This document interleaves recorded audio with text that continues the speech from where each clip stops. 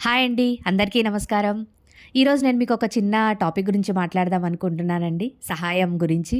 మీకెప్పుడైనా అనిపిచ్చిందా అండి? అరే! నా వల్ల ఇదే అవుతుంది. ఇంత చిన్న సహాయమే నేను చేయగలను అని. అలా ఎప్పుడూ అనుకోకండి. ఎందుకంటే మీకనిపిస్తుండొచ్చు అది చిన్న సహాయమే అని. కానీ స్వీకరించే వాళ్ళకది పెద్దదైతుండొచ్చు అండి. సహాయం చేసే ఆ మనసు మీరేదైతే సహాయం చేస్తున్నారో మీ మనసు గొప్పదండి.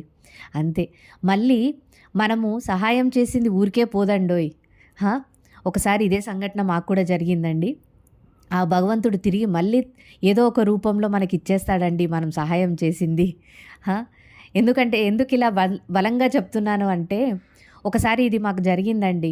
మా వారు ఎప్పుడైనా బయట ఎవరైనా కనిపిస్తే డబ్బులివ్వడండి. అంటే వాళ్ళు అడుగుతారు గదా! ఇట్లా డబ్బులు కానీ, లేకపోతే ఫుడ్ కానీ, డబ్బులివ్వడు. కానీ తన దగ్గర ఏమన్నా ఫుడ్ ఉంటే మాత్రం ఇస్తాడు.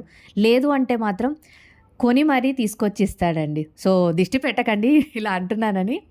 అయితే ఒకసారి ఏమైందంటే మేము ట్రైన్ జర్నీ ఒక 12 అవర్స్ జర్నీ చేస్తున్నామండి. అప్పుడు మా దగ్గర ఉన్న నీళ్ళన్నీ అయిపోయాయి. అంతవరకు మాతోటి చాలా బాగా మాట్లాడుతూ ఉన్న కో ప్యాసింజర్ అది గమనించి, "భయ్యా మా దగ్గర ఉన్నాయి వాటర్ ఎక్స్‌ట్రా వాటరు" అని చెప్పేసి ఒక ఫుల్ 1 లీటర్ బాటిల్ ఇచ్చేసేసాడండి. అప్పుడు అనిపిచ్చింది, అరే! మనం ఎప్పుడో ఎవరికో తెలియని వారికి సహాయం చేస్తూ ఉంటాము. ఈరోజు నాకు భగవంతుడు ఈయన రూపంలో వచ్చి నీళ్ళిచ్చాడేమో అని మాకు ఆ రోజు అనిపించిందండి. అప్పటినుంచి అనుకున్నాం, అరే! ఎప్పుడు భగవంతుడు మనతోటే ఉంటాడండి. మనం పుణ్యం చేస్తే ఎక్కడికి పోదండి ఆ పుణ్యము. తిరిగి మళ్ళీ ఇస్తాడు. పాప పుణ్యాలన్నీ ఆయనకు తెలుసు కదండీ! ఆయనంతా చూసేసుకుంటాడు.